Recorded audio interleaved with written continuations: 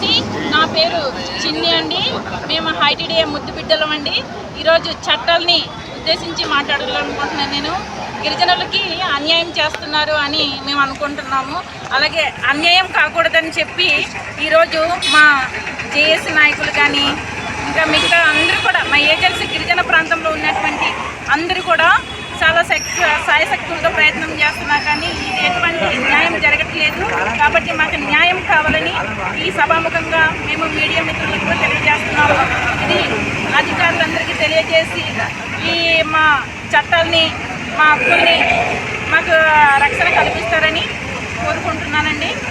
మేము ఈరోజు జేఏసీ నాయకులు 24 రోజులతో ఎంతో వాళ్ళ కష్టకాలం తిండి లేక ఉండడానికి స్థలం లేక అన్నటువంటి ఇక్కడే పడుకుంటూ రోడ్ల దగ్గరే పడుకుంటూ వాళ్ళు ఎంతో నిరాహార దీక్ష చేస్తున్నారు. కాబట్టి ఎవరు కూడా స్పందించటం లేదు.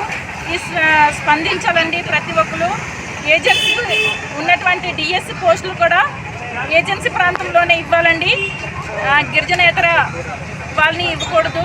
ఎందుకంటే ఈరోజు మా ఏజెన్సీ వాళ్ళు చాలా కూలి పనులతోనే కుంటి పడిపోతున్నారు. కాబట్టి ఇంకా మా వాళ్ళకి ఐటీడీఏ పేరు పెట్టారు కాబట్టి ఈ ఐటీడీఏ ద్వారా మాకు ఇంకా డెవలప్ చేస్తారని మేము ఈ సభాముఖంగా తెలియజేస్తున్నాను.